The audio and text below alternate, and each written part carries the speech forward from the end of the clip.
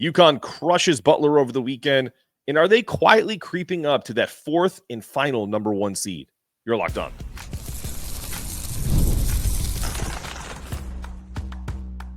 You are Locked On UConn, your daily podcast on the UConn Huskies. Part of the Locked On Podcast Network, your team every day. Thanks for making Locked On UConn your first listen every day. We are free and available wherever you get your podcasts and on YouTube, part of the Locked On Podcast Network, your team every day. Before we dive into today's show, I want to take a moment to say how thankful we are for all of you. We appreciate all of your support. We are a growing and expanding channel and show. We're proud to say we're the only daily podcast covering the UConn men's and women's basketball, the hoops capital of the world, and we're thrilled to bring you the coverage you deserve. So to show that gratitude, we're giving back to our community. We're donating 10% of our revenue to Husky Ticket Project, helping send kids to UConn games. Super Bowl 59 is right around the corner, and there's no better way to make every play more exciting than with FanDuel Sportsbook. Now, new customers can bet just $5, and if you win, you'll score $200 in bonus bets.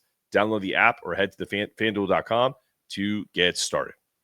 Okay, we bring to the stage our co-host, as always, Bella Tamano of Hoops Capital of the World and a Locked On UConn contributor. Bella, UConn dominant over Butler over the weekend. Another 100-point game. Is this something that we basically come to essentially expect? But Gino said in the post game that when Paige is aggressive, good things happen, and that's what happened right out of the gates. Is this what he's talking about when it comes to Paige Bueckers and in her development as a assertive player first? Yeah, absolutely. I would have to agree with you on that. I think a lot of people have been searching for Paige to assert herself as the alpha this year. And I think for a while people were saying, I think Sarah Strong's got it. Even we were kind of talking about it. Mm-hmm. Sarah Strong had kind of taken over that title. And I think yesterday finally showed us, okay, Paige can do it. She came out firing on all cylinders. She was sinking a lot of shots, and that just signature pull-up jumper.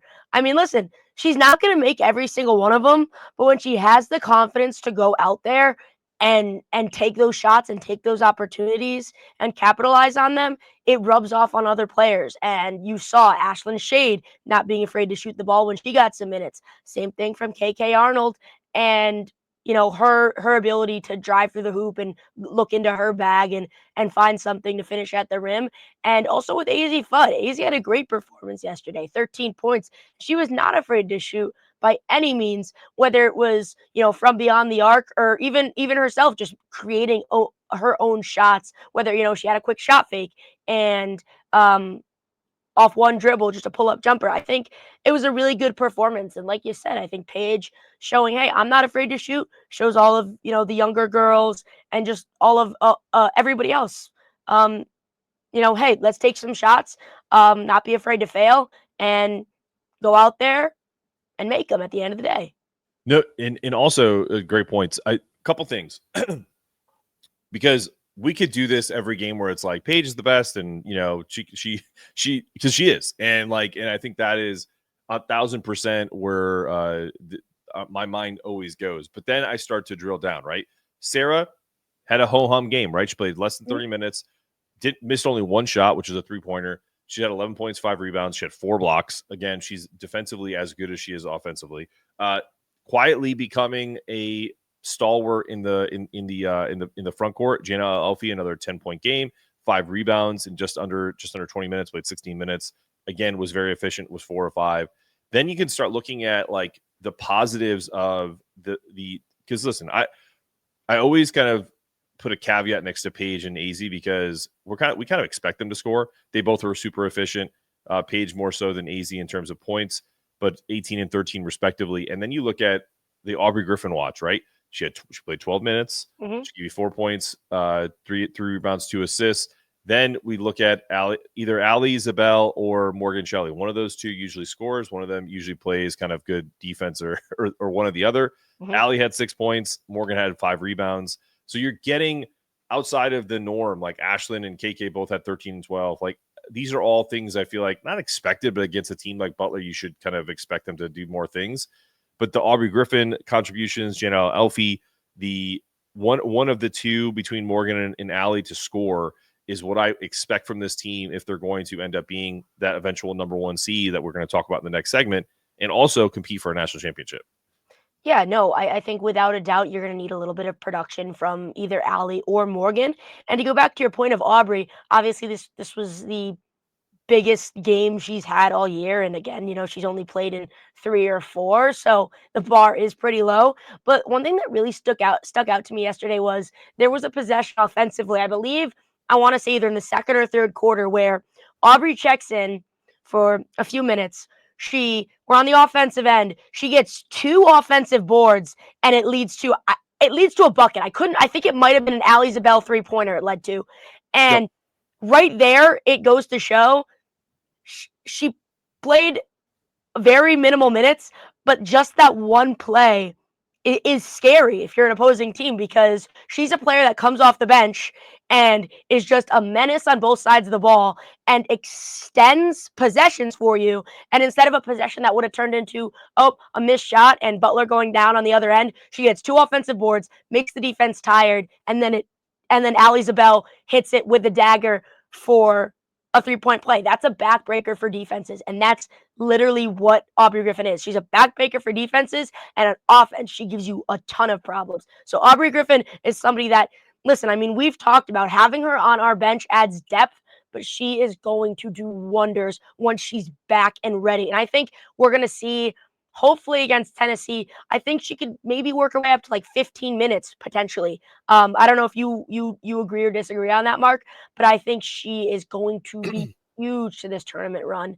And the other thing I want to note too is Caitlin Chen, another player. We talk about, not being afraid to shoot. I think she was a little bit timid at the beginning of the season. And yesterday she came out, she shot 3 threes. She was 2 for 3 from 3 and had a smile on her face every time running back on defense.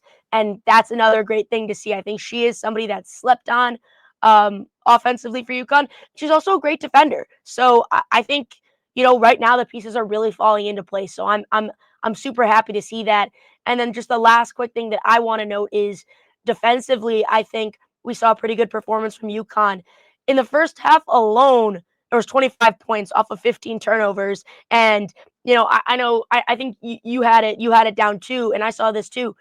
First possession, Paige comes down. We talk about her being aggressive on offense, also aggressive on defense, gets a steal. And again, that's just the thing that sets the tone for that whole game. Yes, we expected them to kind of, break Butler's back for most of that game. Really not a shock, but they did exactly what they're supposed to do. So again, that's nothing to sneeze at. No, and we're gonna move on to the next segment, but I will say what I will say before we get to the break, that this UConn team, when they play a team that is not competitive, like that just isn't, that has no shot to beat them, you can typically see now with the team being fully healthy that there's just a confidence that they have. Like you see Jana's more confident. Having Aubrey as coming in for 12 minutes, I think ramping her up to 15 minutes against Tennessee is probably the right call, so that she can feel it. It really all just depends on how she feels from game to game. So, if it's only 10 minutes and they beat Tennessee by a lot, or if they like it was a North Carolina game where they got up 20 and kind of held on to win by 10 or 12 points, that's kind of where I see this game going on Thursday against the Lady Vols. But I'm good with Aubrey playing whatever she's comfortable with, and we'll see what that looks like. Caitlin Chen, great call out, always steady. I'd love to see her be in a double-digit scorer, but I don't think she needs to be right now. I think that kind of would have been nice earlier in the year when Easy was out, but now that Easy's there, I think we're good to go. All right, when we return, we're going to talk about, is UConn the last number one seed? USC just took a tumble over the weekend, and I don't know if it's going to be enough to vault UConn into that 4th and final number one seed. We're going to talk about it after the break. Super Bowl 59 is here. 1 game, 2 teams, endless possibility. There's possibilities. There's no better way to make every play more exciting than with FanDuel, America's favorite sports book. Whether it's predicting the first touchdown, calling the MVP, Pat Mahomes, or even betting on the coin toss, tails. FanDuel makes it easy to get in the action with live betting on all game long, and you can adjust your bets as the game unfolds and feel the thrill from the kickoff to the final whistle. The live betting feature lets you stay involved no matter what happens in the field, and the app is super easy to navigate. Plus, knowing that you can place a $5 bet and potentially win $200 in bonus bets for the Super Bowl, that's the icing on the cake. Download the app or head to FanDuel.com to get started. Bet just $5, and if you win, you'll score $200 in bonus bets. That's FanDuel.com. Bet with FanDuel, an official sportsbook partner of Super Bowl 59.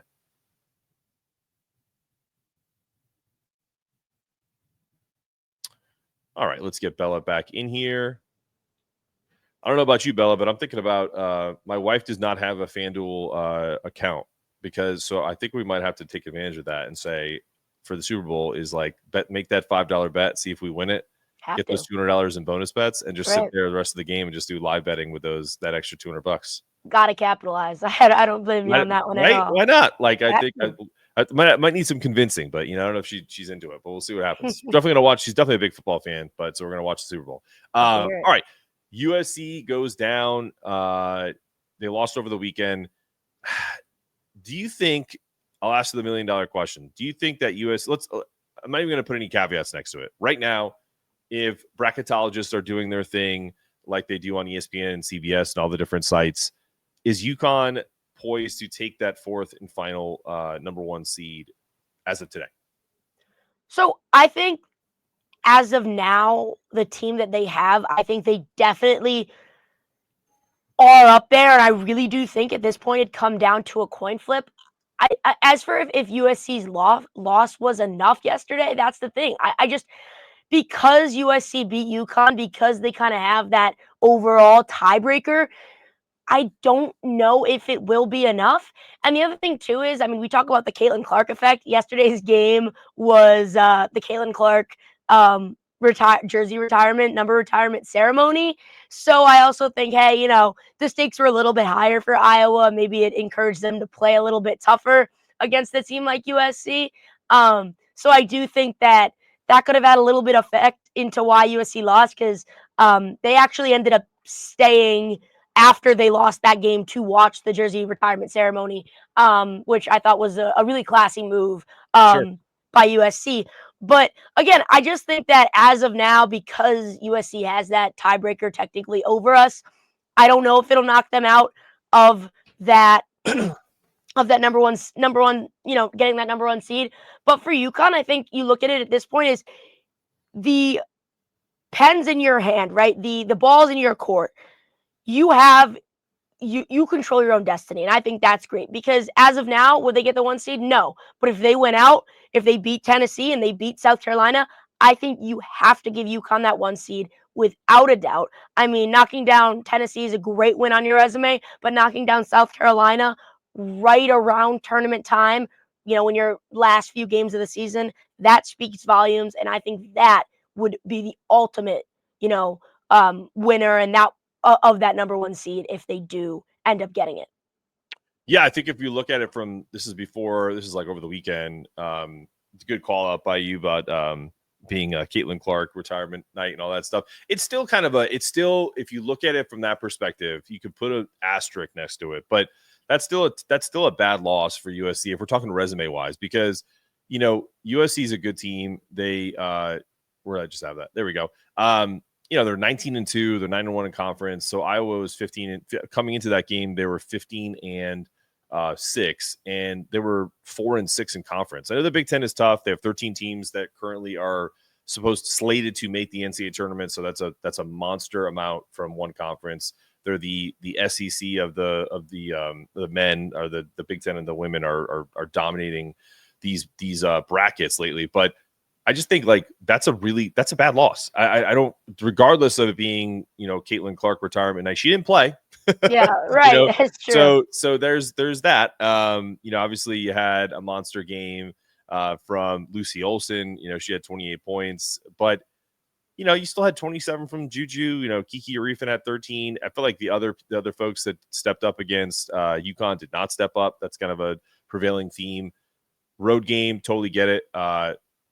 I mean, but when you think about that game in particular, Iowa came out, was up 18-4 in the first quarter, but then USC storms back and they go up by 1 at halftime with a 25-10 second quarter. So, it really was just about they couldn't sustain it, right? They couldn't sustain that momentum going into the second half. So maybe you're right. Maybe the energy of the building kind of carried Iowa, and that's why road games are so tough. Still not a great loss. And what I will say is, if UConn splits, let's just say, because I want to be as realistic as possible. Let's say they crush Tennessee, which is definitely possible. Tennessee's coming off lost 5 of their last 7. They eke out a win yesterday, I think against Georgia. I forget the SEC team they played, 76-71. I looked it up earlier, and now it's escaped me. But so they're not playing well. They're going to have to bring in a fully healthy minus Carolyn Ducharme, so 99% healthy UConn Huskies team that is dominating their conference, feeling pretty good about themselves. There's just no way they lose this game. I don't care if it's by 5 or if it's by 50. UConn is going to beat Tennessee. Yeah. Then we can recalibrate and say South Carolina, right? If they split, let's say that, and this is the scenario where I think they get a number 1 seed regardless, even if they don't win out. They beat Tennessee, and then they play South Carolina almost to a draw, where maybe South Carolina wins by a possession or two. It's a road game. They really lose there. That makes sense to me. Okay, so UConn's got that kind of moral victory, even though there are no moral victories. Then you win out the Big East, all that. What does that make you? 30-something and 3 on the year. And the only losses are to USC, South Carolina, and Notre Dame. I think because the Big East is tougher, because they kind of cannibalize themselves, I think USC may drop more than one more the rest of the year. And that's how UConn sneaks up to get the number 1. As of right now, I don't think it's enough, even with a Tennessee win. But it's kind of like, who do you drop, right? It's like with the women's bracket. Like, think about the number 2s. LSU got beat up by South Carolina. TCU, I can't think of any big games they played, and I apologize. But Texas also got beat up by South Carolina. That's a 2 seed. And then you have UCLA and South Carolina. Those are the 2 locks. And I think Notre Dame is probably a lock as a 1 too. So it's really just one final number 1 seed that's available. Yeah, I mean, it's tough. It's stacked up there, and it's something that women's basketball hasn't really seen in a while. For the last 10 years, 15, 20 years, even it's pretty much kind of been like UConn, Tennessee, Notre Dame, and then usually UConn kind of steals the cake, and every once in a while another team would kind of pluck a victory. But yeah, I think it's going to be tough for the selection committee without a doubt. Now, I, for a while, kind of going into that, looking at that Tennessee game, I was very high on UConn, and I really do feel like UConn will win that game. But after doing a little bit of a deeper dive into Tennessee as a team, they are averaging the 2nd highest points per game in the NCAA with 91 points per game. Now, on the flip side, though, UConn allows the 2nd fewest points with 52 points per game. So looking at that, UConn's got a really good defense, but Tennessee is really efficient on offense. So I think this game, I do have a gut feeling that UConn just comes out and really dominates. Yeah. But I do think Tennessee could give UConn a little bit of an issue. I think especially in the first half, we've seen UConn have a little bit of more so. I don't want to say even physical lapses. I feel like just mental lapses in the first half of some of these Big East games. But again, they've been able to deal with it, perfectly fine and still have won all of their Big East games by double digits or more. But I do think that Tennessee also has a pretty good defense. They're averaging 30 points off turnovers.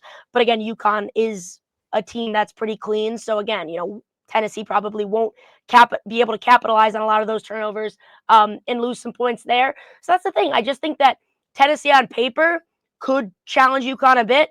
Now, the only question I have for you, too, is if UConn somehow goes out and just doesn't play well and, say, dropped, a 70-63 game to Tennessee and then goes and grits out a win against South Carolina, what happens then? No. Yes, what happens then? Yeah, because I think it's the same scenario. Okay, I think it's the same scenario because the South Carolina win is so much more weighted, considering how difficult of a place to play that it is in Columbia.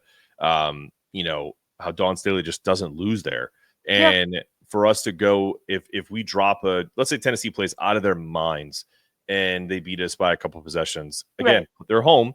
The crowd, all of that can help and, pivot UConn into kind of like a moment where it's like, okay, well, maybe this team isn't, what we thought they were. But then if a couple weeks later they go and destroy or gut out a win against South Carolina, now you're kind of the final four in the national championship are back on. If you beat South Carolina, you got something, right? Yeah. So I think from that point of view, you would automatically drop UConn to a 2 seed and kind of keep them there solid. But then if they beat South Carolina, then as others maybe drop games, maybe in the Big Ten tournament, SEC tournament, whatever, then UConn could kind of sneak in the back door to get that 1 seed, and kind of help solidify their run to Tampa. So I think either way, a split of these 2 games is going to be a coin flip on whether they win or get a 1 seed. But the true meaning of all of this is they control their own destiny. If they win, think about it from this perspective. If they win those 2 games, they are guaranteed a 1 seed. Guaranteed. 100%. There's no doubt about it, because it's not going to knock South Carolina out from a 1, but it may knock. I know we lost to them, but it may knock Notre Dame out because or USC, one of those 2, because UCLA and South Carolina, I don't care if one of them drops a close game to a top team, they're likely going to stay as the 1, and that's the locks. The other 2 are kind of up for grabs, and I think Notre Dame is close to that lock because the ACC isn't as tough this year, better than the Big East. But I think Notre Dame is solidified. So go ahead. I do agree with that. I would just like to say one thing Go ahead. as well, is looking into these games yesterday.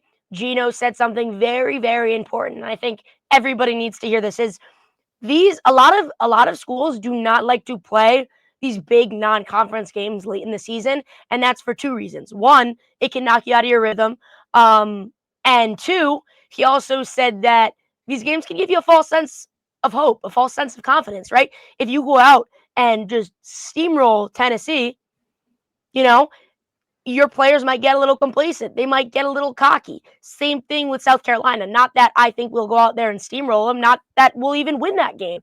But if you do run the table, that doesn't mean just because you run the table and get a 1 seed that you're automatically a lock to get to the national championship or even the Final Four. That just means, hey, we're peaking at a pretty good time, but there's still work to be done. So at the end of the day, I think even if we do put up a really good performance in this next February to early March month, still got to continue to play team basketball, still got to continue to develop our younger players and our players that have came back off injury, especially if Caroline does make her return, and same thing with Aubrey. Still got to be smart, which again, UConn's a very seasoned team. Gino, he's been around for plenty long enough to know how to prepare his team and the mindset to go into the tournament with, but we don't want to get too big on our britches pending us, running the table.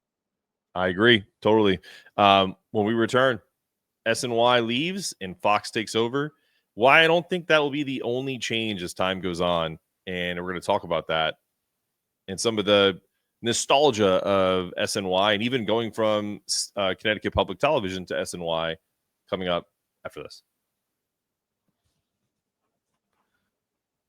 All right, so it's kind of an end of an era for the UConn women and the coverage that they've had. You're back on Locked On UConn, last segment of the program with Bella Tamano of Hoops Capital of the World, and your host here, Mark Snetto of Locked On UConn, and also owner-editor of Hoops Capital of the World. Wanted to bring this up because it's, we're gonna get a deep dive into Tennessee later this week. Hopefully we can have potentially some former players on to talk about the rivalry itself. But if we don't, I'm going to do a deep dive on the history of this rivalry. But part of that is the coverage of it. When I was a kid, it was a rarity for UConn women's basketball to be on TV. And even when Connecticut, faced Tennessee in 1995, it was like a highly televised game. And it was like, that was like a Sunday afternoon. Again, I was 13 years old, so I don't remember exactly, but it was kind of like, whoa, this is cool. Like I've never seen this before. So, and it was a really high level basketball game. Jen Rosati, Rebecca Lobo, Pat Summitt on the other side and Gino Auriemma, yelling and screaming at their players. Rivalries make sports, and the UConn Tennessee rivalry coincided with all the coverage that we're talking about with SNY leaving, and now the bigger fish of Fox taking over. What this all means is it's kind of it's a good thing because you're getting more money into the program. I think SNY was giving UConn like $1.14 million for the year to do that every year for those 13 years, if not a little bit more as time came closer to today's present day. But, it wasn't always that. And as we kind of go into this Fox, it's really kind of cool to look back. But just a quick thing inside the numbers, and I swear I'll ask you a question, Bella. No worries, I'm talking way too much.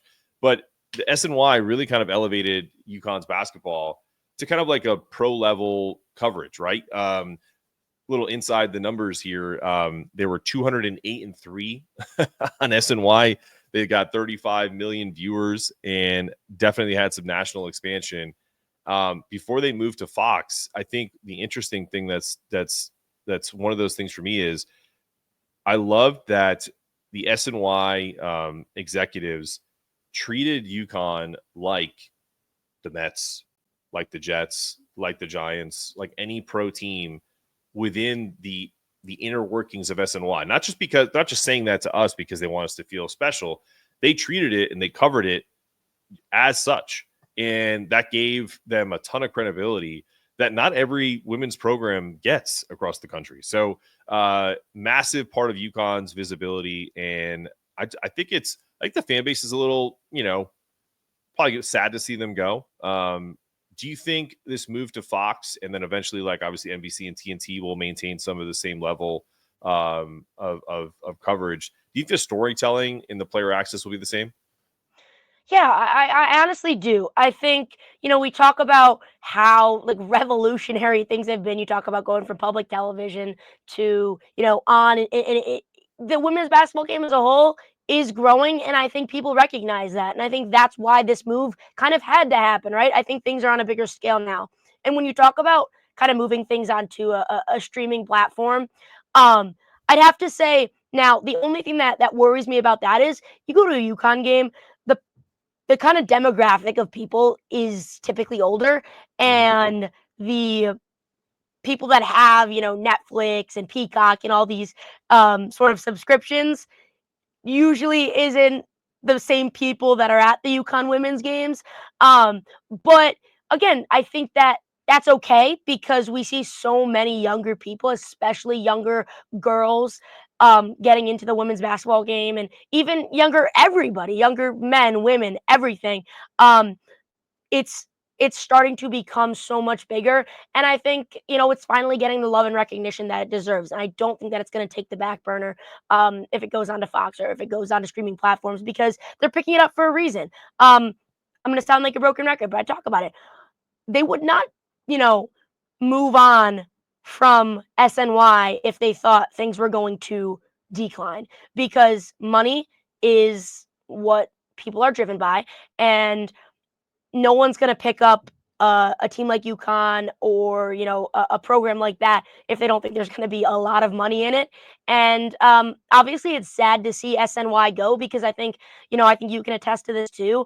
On the TikTok page, when I'll post things about, pregame, everybody will ask, oh, what's the game on tonight? That's like the primary question. Everyone says SNY. I'll miss that a little bit. Just kind of miss the nostalgia of that SNY kind of programming. But I do think that it's on to bigger, and I don't want to say better because, SNY was great to us, Sure. But I just want to say bigger and more opportunities for growth. Yeah, I mean, you're not off base by saying you don't necessarily know if it's going to be better. Like this is a quote from Dave Benedict, our AD, right? He said, "There has never been a single time in my 9 years when I've worried about their professionalism and their commitment. Frankly, it's a significant concern of mine moving forward. Not to suggest I don't think things are going to be good in the future with our new partners, but SNY has done such a good job." So to your point, it is kind of a high bar to hit, right? So Fox and TNT and NBC, typically they do a good job on every broadcast they do. That does mean that you're probably going to see some games on Max or Peacock or some of these other places. And so the older demographic, look, if my father, who's 72 years old, can have a cell phone that is not a flip phone, that is an iPhone that I can text with him on, and that he can send me like gifts and funny things like that, like this dude is not technology like driven, right? Mhm. But he also has grown to be like, oh, okay, so this is where things are. So he's on YouTube a lot now. Like people have to adapt. And does it suck that it's not on CPTV and SNY anymore? Yeah. Well, guess what?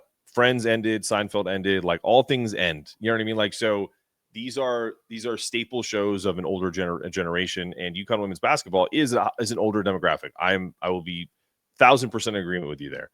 But what's the end goal, right? To grow the game.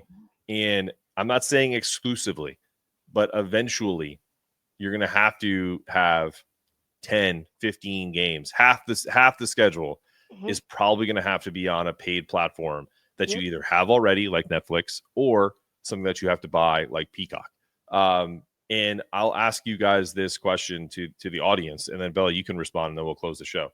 Like, is watching the best women's basketball program of all time worth it to you? And I think the answer to that question should be yes, because they've given you so much. I think it's okay if you spend $10, $12 a month, maybe $20 max on I think Netflix is that much to pay for something that you likely would miss if you didn't have it. Do you agree?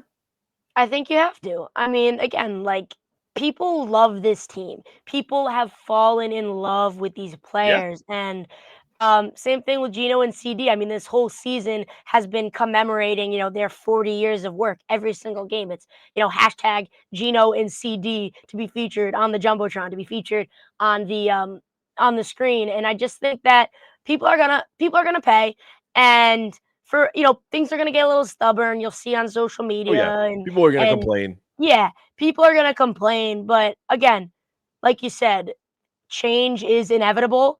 And yes, I think the one kind of comparison to this is like, if you talk about like a game of like baseball, okay, Mhm. that's primarily an older demographic. But again, Sure. things are really changing. A lot of Yankees games are on Amazon Prime now, and Apple. just there's exactly there's pitch clock. There's a lot of different rules now, whether it comes to pitchers throwing back to a back to try to hold a guy on, and just all of these different rules, right? Sure. All I'm saying is that's an older demographic, but at the end of the day, people are still going to watch baseball. And I think it's the same goes for women's basketball. They if you love it, um, you Yeah. have to let it grow, and um, you still have to support them. And at the end of the day, I'm going to support them. I luckily am, grateful enough to have a lot of the streaming platforms. And I think a lot of, younger generations can probably agree with me for the most part on that. But I do think some people are going to have to bite the bullet and spend a couple extra dollars a month to still kind of keep that joy and watch UConn still, continue to have the success that they've had in, the past 20, 30 years. No, without a doubt. And I'll close the show by saying this. Bella, you've been great. Thank you for obviously coming on a couple times a week here and doing all the things you do for the show. I will say this as an older person that's kind of like in between the demographic of what we're talking about. I've seen life before streaming. I've seen life during it. I've seen life before cell phones. I've seen life during it. Some things are better. Some things are worse. But one of the things that is better is you don't ever have to worry about, if a game is on, because if you pay for it, you can get it. So Yeah. that is, go ahead, Bella. What?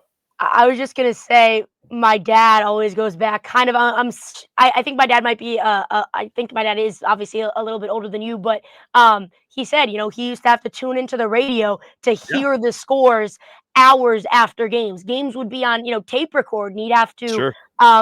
listen like later and watch games later and not get him spoiled by things like the paper. I mean, that's not the life I have ever had to experience, and I'm grateful for it. So, to speak to your point on that, not to cut you off or anything, but I No, just feel like I had to say that same thing. I mean, it's just it's crazy to see what the world has come to, but it's a lot easier to get scores and live updates than it ever has been.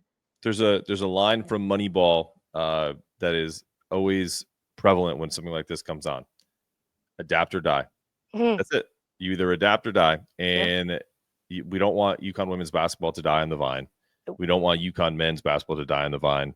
And I think there's going to be some big changes here in the next 2 to 3 years in college sports. Just buckle up. Be ready for them. One of them is going to be about streaming. And let's not complain about it. Let's just move on. All right. That's been another episode of Locked On UConn for Bella Tamano, Hoops Capital of the World. Your host here, Mark Zanetto for Locked On UConn. Really appreciate you all tuning in. And as always, it's not just how you get it done. I'm probably going to screw this up, so I'm just going to say go Huskies because I'm exhausted. It's been a long weekend. Guess what? UConn's going to beat Tennessee, and then we'll talk about South Carolina.